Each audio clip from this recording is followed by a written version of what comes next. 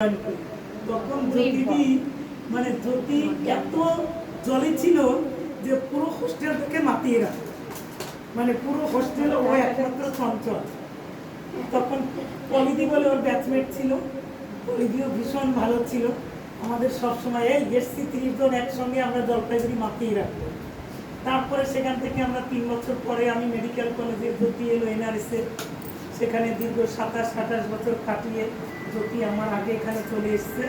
আমি যদি 17 সালে সেপ্টেম্বরের 13 তারিখে জয়েন করি, তখন জ্যোতিকে এখানে দেখি, দেখার পরে মানে দেখলাম ওর চেহারাটা সেই নেই আজকে।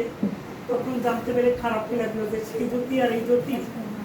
যাই হোক, আজকে চাকরির শেষ বেলায় যেভাবে ও লড়ে নিজেকে রেখেছে, যখনই জিজ্ঞেস করতাম ডিউটিতে এলে সত্যি কেমন আছিস, আমি ভালো আছি, তোরা কেমন আছিস, কখনো আমাকে আজ পর্যন্ত বলেনি মেয়াক্ষী আজকে আমার শরীরটা খারাপ।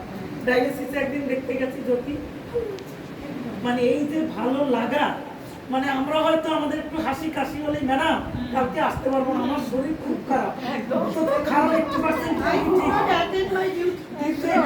খারাপ হলেও ব্যাপার ছিল। তোমরা এত হেভি ওয়ার্ডে ডিউটি করতে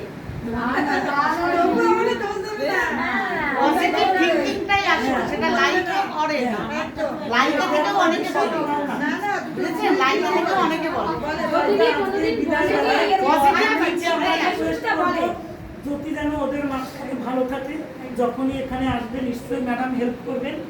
আর ওর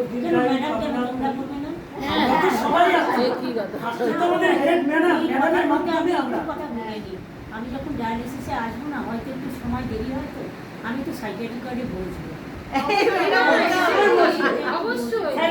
শরীর খারাপ লাগলে অবজারভেশন আপনি যদি মনে করেন এসিতে বসবেন ওটিতে চলে যাবেন, আমি ওখান থেকে তুমি অবজারভেশনও বসতে পারবে।